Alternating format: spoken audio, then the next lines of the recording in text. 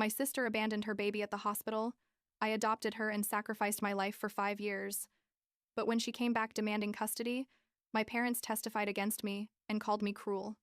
Then, the judge read his verdict and left them all speechless. I'm 32 years old. I work in digital marketing, and I need to tell this story because what happened basically took away my entire family, but left me with the only thing that really matters. The thing is, like 6 years ago, I adopted my niece Maya when my younger sister abandoned her at the hospital, and 2 years ago, I had to fight in court to maintain custody when she decided she wanted to come back and play mom. But let me start from the beginning because none of this makes sense without the full context. I grew up being the older daughter, the responsible one, the one who always had to set an example, while my sister Lauren was basically my parents' golden child. And when I say golden child, I'm not exaggerating at all. I had to get straight A's or there was drama at home. Like, why did you get a B in math? What happened? But Lauren could bring home C's, and my parents were like, oh well, she's more creative. Not everyone is academic. I'd come home 5 minutes late from curfew and they'd ground me for a month. But Lauren could come home at 3 in the morning and my parents wouldn't even wake up. Or if they did wake up, it was just to ask if she'd had dinner. It was like that with everything. Literally everything. And I just learned to accept it because what else could I do? You know what I mean? When I was 24 years old and in my final year of college studying communications, Lauren was 18 and had just graduated high school. She met some guy at a party. I don't even remember his name because she didn't really remember it either. Something with a J, I think, Jason or Justin or something like that. And she got pregnant. She found out like 2 months later when she started feeling sick, and I'll never forget the night she called me crying to tell me. She was hysterical, like she couldn't even breathe properly. And all she kept saying was, I don't want this. Rebecca, I don't want to have a baby. I'm not ready. This is going to ruin my life. I told her to breathe, that there were options, that we could talk calmly about what she wanted to do, but then my parents found out. And this is where things got ugly, because it turns out my parents are super religious, which is fine. Everyone has their beliefs, but they decided that Lauren had to have that baby no matter what. It didn't matter that she begged them, that she told them over and over that she didn't want to be a mother, that she had plans to go to college, that she was barely 18 years old. My parents kept going on about how God has a plan, that this was a blessing in disguise, that she was going to love the baby when she held it in her arms. I tried to mediate, tried to explain to them that they were forcing Lauren into something that was going to affect her whole life, but my dad told me to stay quiet, that this was their business, that I didn't understand anything about family because I didn't even have kids of my own. That hurt, honestly, but in that moment I didn't say anything, and else the next 7 months were horrible. Lauren was miserable, absolutely miserable, and I visited her when I could because I was at college like 2 hours away, and every time I saw her she looked worse. She gained weight, obviously, but it wasn't just that. It was like she was shutting down inside. She stopped talking about college, stopped going out with her friends, basically locked herself in her room, and that was it. My parents kept insisting she was going to change her mind, that maternal instinct was going to kick in, but I looked at my sister and I knew that wasn't going to happen. When Lauren gave birth, I was there at the hospital. I had an important exam the next day, but I skipped everything because I felt like I had to be there. I don't know. Like to support her or something. The delivery was normal. I mean, without medical complications, and this perfect baby girl was born weighing like 3 kilos and something. The nurses cleaned her up and brought her to Lauren to hold. And I'll never forget the expression on my sister's face. It wasn't love. It wasn't tenderness. It was pure panic and rejection. She held the baby for like 10 seconds. I literally counted. And then she gave her back to the nurse and said, I can't do this. Please take her away. My parents were there too, and they went crazy. My mom started crying and telling Lauren how could she be so cruel? How could she reject her own daughter? And my dad was so angry he walked out of the room without saying anything. I just sat there not knowing what to do, looking at this tiny baby in the nurse's arms, and thinking about how this little girl didn't ask for any of this. You know? She didn't ask to be born into this complicated situation, didn't ask to have a mother who didn't want her and grandparents who saw her as a punishment or a lesson. The next day, Lauren left the hospital. She literally signed all the discharge papers, left the baby there, and left. My parents took her home, thinking she was going to change her mind, that she just needed time, But Lauren told them very clearly that she wanted nothing to do with that child, that she wasn't going to be a mother, that please give her up for adoption or do whatever they wanted, but don't count on her. And she locked herself in her room and didn't come out for days. The baby, who at that point didn't have a name yet, stayed at the hospital waiting for someone to decide what to do with her. And I kept thinking about her. Like I couldn't stop thinking about this little girl who was going to grow up knowing that nobody wanted her from the beginning, that she was rejected from the moment she was born. It made me physically sick to think about that. So I made a decision that basically changed my entire life. I told my parents I was going to adopt the baby, that if nobody else wanted her, I did. My parents thought I was crazy. They told me I was 24 years old, that I was about to graduate, that I had my whole life ahead of me, that I couldn't throw all that away for a baby that wasn't even mine. And I told them that precisely because of that, because nobody else was willing to love her, I had to do it. How could I let this little girl grow up feeling like she was a mistake, that nobody wanted her? I couldn't. I just couldn't do that to her. My boyfriend at the time, Tyler, we'd been together for like 2 years, was furious when I told him my plan. He told me to choose him or the baby, that he wasn't going to raise someone else's kid, that this wasn't my responsibility. I told him that if he was giving me an ultimatum, then I chose the baby, and he packed his bags that same night and left. It hurt. I'm not going to lie. It hurt a lot. But I also realized that if he couldn't support me in this, then he probably wasn't the right person for me anyway. I started the adoption process. It was complicated because legally Lauren had to sign away her parental rights, and she did it without hesitating. For even a second. She didn't even ask anything about the baby, not her name, nothing. She just signed where she had to sign, and that was it. My parents also had to be involved in the process because technically she was their granddaughter, and they agreed as long as Lauren didn't have to be involved. The whole time my parents kept trying to convince me not to do it, that it was a bad idea. But I had already made my decision. I named her Maya. I don't know why. I just liked the name. I brought her home when she was like 2 weeks old, and it was literally the most terrifying and most beautiful moment of my life. There I was, with this baby, who depended completely on me, and I had no idea what I was doing. My best friend, Stephanie, basically my chosen sister at that point, helped me a ton. She'd stay with me some nights when Maya wouldn't stop crying and I was on the verge of a nervous breakdown. She taught me how to change diapers properly, how to burp Maya, all those basic things I didn't know. My last year of college was brutal. I was taking my final classes, doing my thesis, working part-time at a coffee shop so I could pay for diapers and formula, and taking care of Maya by myself. I slept like 3 or 4 hours a night, and there were days I literally only ate instant ramen because I didn't have time or money for anything else. My parents helped me financially from time to time, but it always came with comments, like we told you it was going to be hard. You should have given her up for adoption to a real family. They never asked how I was doing. They just made comments about my decisions. Lauren, for her part, completely disappeared. She moved to another city like 3 months after Maya was born, started college there, and basically acted like none of this had happened. She didn't send messages asking about Maya, didn't call on her birthday, nothing. For her, Maya simply didn't exist. My parents asked me from time to time if I had talked to Lauren, and, when I told them no, they quickly changed the subject, like it was something uncomfortable that couldn't be talked about. Years went by.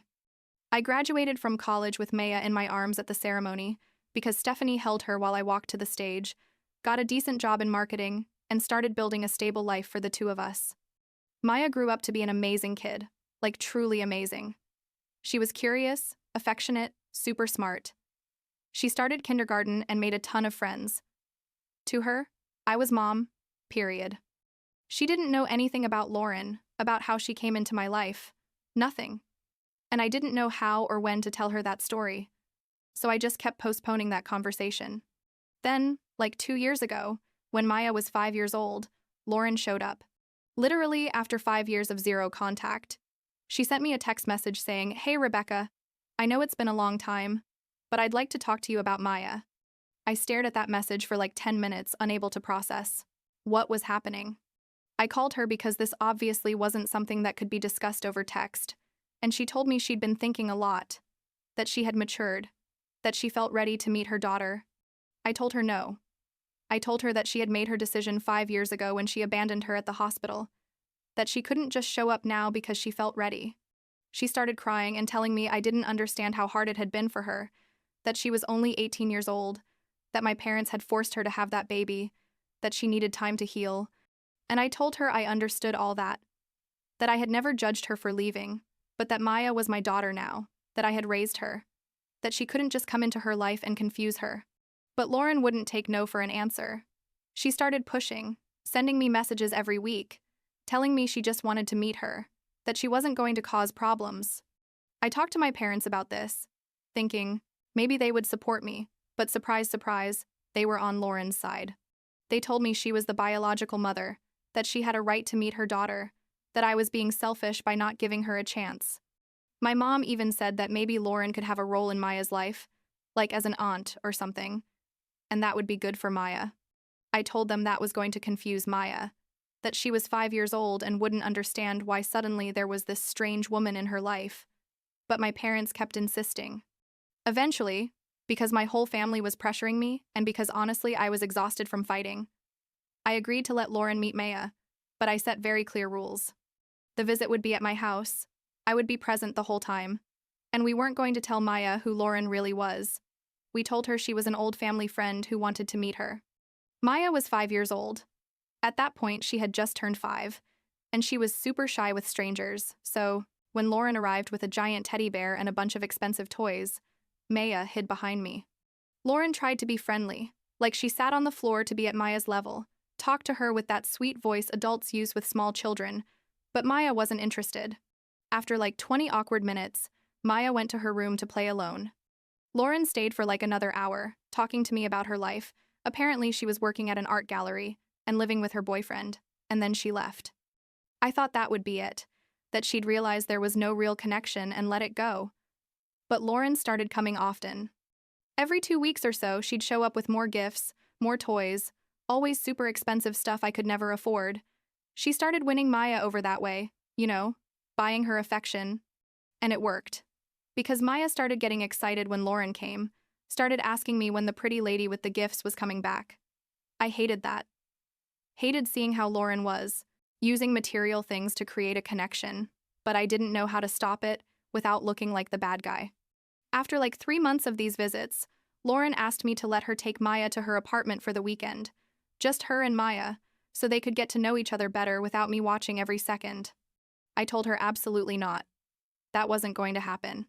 I reminded her that she had been completely absent for 5 years, that she didn't really know her, that Maya didn't even know who she really was. Lauren got angry and told me I was too controlling, that I had to learn to share, that she was Maya's real mother and had rights. That's when I really got angry. I told her she wasn't Maya's mother, that I was her mother, that giving birth to her didn't make her a mother at all, that being a mother was being there at 3 a.m. when she had a fever, was wiping her nose when she had a cold, was teaching her to tie her shoes, was everything I had done for 5 years while she was living her life without thinking about this little girl even once.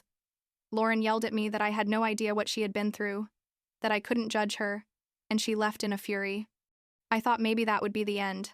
But no, things got worse. My mom called me the next day to tell me I had been too harsh with Lauren, that she just wanted to be part of her daughter's life, that I had to be more understanding. My dad sent me a long text about how family should forgive and give second chances. My aunt, my mom's sister, called me to tell me that Lauren had matured a lot and deserved a chance. It was like everyone had agreed to attack me from all angles. Then came the conversation with my parents about shared custody. They literally sat me down in their living room and told me they had been talking to Lauren, and they thought it would be good for everyone if Lauren had some kind of official custody arrangement with Maya. Not full custody, they clarified. Just maybe. Alternating weekends or something like that. I told them they were crazy, that Lauren had no legal rights over Maya because she had given up all her rights when she signed the adoption papers.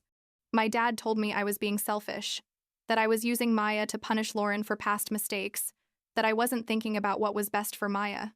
I asked him how exactly it would be good for Maya to have someone who abandoned her suddenly in her life, confusing her about who her real family was. My mom said Maya had a right to know her biological mother, that someday she was going to ask questions and it would be better if Lauren was there to answer them. I tried to explain to them that Maya was 5 years old, that she didn't understand concepts like adoption or biological mother, that introducing all this now would only traumatize her, but they didn't want to hear anything I was saying. I left that meeting feeling completely alone. Not even my own family was supporting me. I called Stephanie, crying, and she came to my house that night with ice cream and wine and let me vent for hours. She told me I was doing the right thing, that protecting Maya was the most important thing, that I shouldn't let anyone make me feel bad for putting my daughter first. Like 2 weeks later, my mom called me and told me she needed to tell me something. Her tone was weird, like nervous, and I knew it wasn't going to be good news. She told me Lauren had hired a lawyer and was going to fight for custody of Maya. I thought she was joking. Like, how could Lauren think she had any chance of winning something like that? But my mom told me Lauren was going to argue that she was forced to give Maya up for adoption, that she was in an unstable mental state at 18 years old, that my parents had pressured her, and that now that she was stable and mature, she deserved the opportunity to be a mother. I went into total panic mode. I hired a lawyer, a guy named Robert that a friend of Stephanie's recommended, because he was really good at family cases.